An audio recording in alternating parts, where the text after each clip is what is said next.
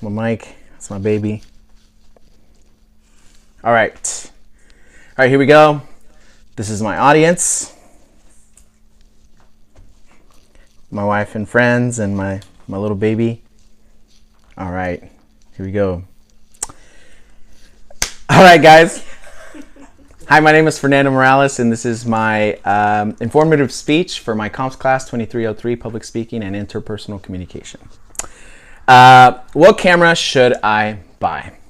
In 2017, more than 1.2 trillion photos were taken. That's about 160 photos per person on Earth, according to Moblivious.com. I've been shooting professionally now for about 10 years, and what started out as a hobby became a full-blown wedding, lifestyle, event photography business.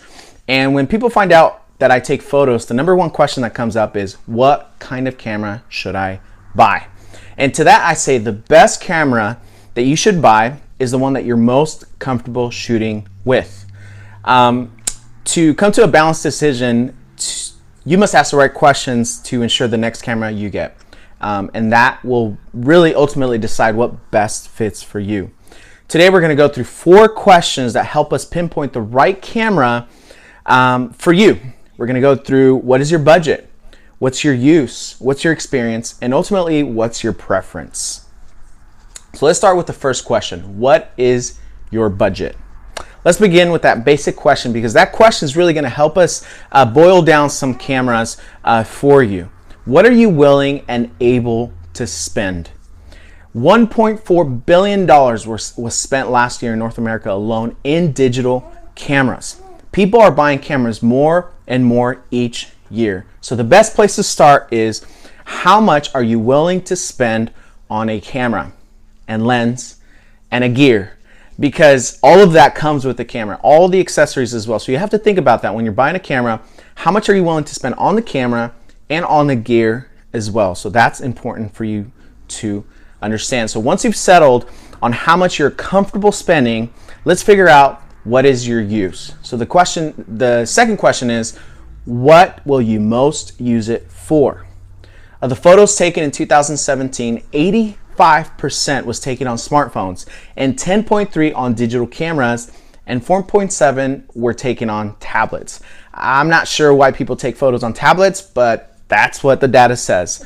There are 3 main types of cameras to kind of help us understand on what to use. Number 1 is compact. Cameras like this, small point and shoot cameras, or your phone, that could be a compact size camera. And most of the days, a lot of people take photos on their phones.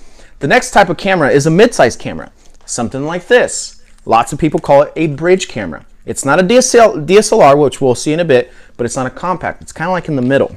And then there's full-blown DSLRs like this, or a mirrorless camera like this. Now, the type of camera you will use will greatly depend on what you need it for. Are you looking for something that's going to take photos of sports?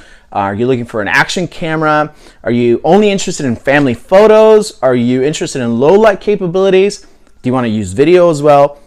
All those questions are important to kind of pinpoint what kind of camera is best for you.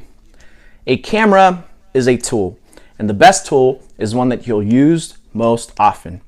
Now that you've narrowed down what you will need it for, let's talk about the third question, which is, what is your experience with cameras? The beauty of photography is that anyone can learn how to shoot a camera. What takes a little bit more work is learning what to shoot in photography. So what's your experience with photography? Are you a rookie? Are you just starting out? Are you someone that used to take photos? Have you taken some online classes or some classes at a local college? What is your experience? Depending on your skill level, this can also affect what kind of camera to start off with or continue with. And the fourth question that I ask is, what is your preference? Again, going back to you, what best fits you? Do you want a small camera like this where you can just put it in your bag and you're good to go? Or do you need something a little bit more professional looking? Something that says, yeah, that guy knows what he's doing. It all depends on what your preference is.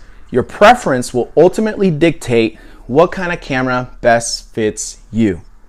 In conclusion, Now that you've gone through some of these questions and looked at the many cameras that are offered, the best choice can be boiled down to what you're comfortable shooting with.